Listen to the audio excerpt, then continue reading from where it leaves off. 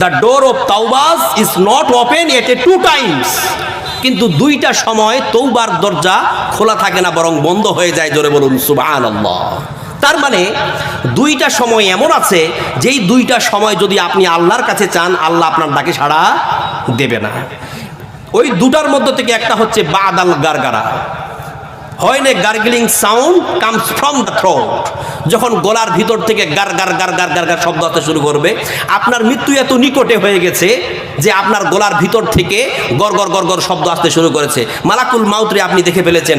তখন যদি আপনি আল্লাহর কাছে তৌবা করেন, আল্লাহর কাছে ক্ষমা চান, আল্লাহ কিন্তু তখন আপনার তৌবা কবুল করবে না। বোঝা গেল না? মনে থাকবে তো? দেখুন, ফিরাউন কুখ্যাত সন্ত্রাস, তাই না? আল্লাহ তাআলা ফিরাউনকে লোহিত সাগরে ডুবে দিলেন।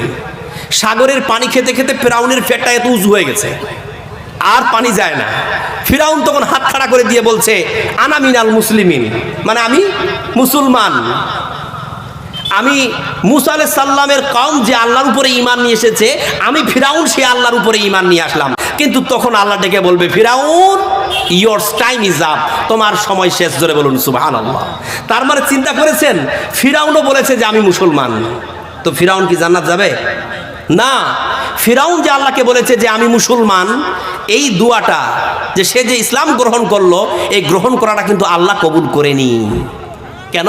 কারণ বাদাল গারগারা, মৃত্যু যখন সন্নিকটে, তখন যদি আপনি আল্লাহর কাছে চান, আল্লাহ তাআলা আপনার দোয়া কবুল করবে না। মুসা আলাইহিস সালামের ভাই কারুন প্রচুর ধন সম্পদের মালিক। মুসা আলাইহিস সালাম কারুনকে বলল, কারুন যাকাত দে। কারুন বলছে, না আমি যাকাত দেব না। ইন্নামা উতিতুহু আলা ইলমিন ইনদি, আমি আমার ইন্টেলেক্ট, আমি আমার যোগ্যতা বুদ্ধিমত্তা খাটিয়ে এই সম্পদ উপার্জন করেছি, আমি যাকাত দেব না। মুসা আলাইহিস সালাম বলল, কারুন তাহলে তুমি আযাবের অপেক্ষা করো। কারুন বলছে, okay done, okay if you can bring it, যদি পারো নিয়ে আসো, কোনো অসুবিধা নাই। তারপরে রাব্বুল আলামিন মুসাকে ডেকে বলেন, ফাখাসাফনা বিহি ওয়া বিদারিহিল আরদ, মুসা তুমি নিরাপদ দূরত্বে সরে যাও, সেফ জোনে সরে যাও। আমি এখনই কারুনকে তার সমস্ত ধন সম্পদ সহ জমিনের মধ্যে ঢুকিয়ে দিচ্ছি। জোরে বলুন সুবহানাল্লাহ। চিন্তা করুন, কারুন যখন সমস্ত ধন সম্পদ নিয়ে জমিনের ভিতরে ঢুকতে শুরু করেছে, তখন ঢুকতে ঢুকতে গলা পর্যন্ত ঢুকে গেছে, তখন কারুন আওয়াজ দিয়ে বলছে, মুসা আমি আমার সমস্ত ধন সম্পদ তোকে আর তোর আল্লাহকে দিলাম, আমারে বাঁচা। তখন আল্লাহ তাআলা কারুনকে বলবে, কারুন ইয়োর টাইম ইজ আপ, তোমার সময় শেষ। তার মানে বাদাল গারগারা, তৌবার দরজা কি হয়? বন্ধ হয়ে যায়। আপনি তৌবা করলেও সেই তৌবা আল্লাহ তাআলা কবুল করবেন না। দেখুন প্রিয় ভাইয়েরা, মুসা এ জামানায় যে এই যে কারুনকে যে আল্লাহ তাআলা জমিনের ভিতর ঢুকে দিয়েছিলেন, এটা কোথায় জানা আছে? এই যে মিশর একটা শহর আছে না, মিশরের শহরে মিশর একটা দেশ, আর ওই দেশের মধ্যে একটা বড় শহর আছে কায়রো। ওই কায়রো শহর থেকে 150 কিলোমিটার দূরে একটা জায়গা আছে, একটা জেলা আছে, সেই জেলাটার নাম হচ্ছে ফাইয়ুম। ওই ফাইয়ুম জেলার মধ্যে ওই কারুন তার সমস্ত ধন সম্পদ নিয়ে ঢুকে গেছে, আর ওই জায়গাটাকে বলা হয় বুহাইরা কারুন। এই যে বুহাইরা কারুনের ধ্বংসস্তূপ, ওটাকে সংরক্ষিত করে রাখা হয়েছে। পৃথিবীর বিভিন্ন আনাচে কানাচ থেকে বিভিন্ন ধর্মের মানুষরা ওই বুহাইরা কারুনে ধ্বংসস্তূপের পরিদর্শনের জন্য যায়। জোরে বলুন সুবহানাল্লাহ। চিন্তা করুন আমার মুসলমান ভাইরা।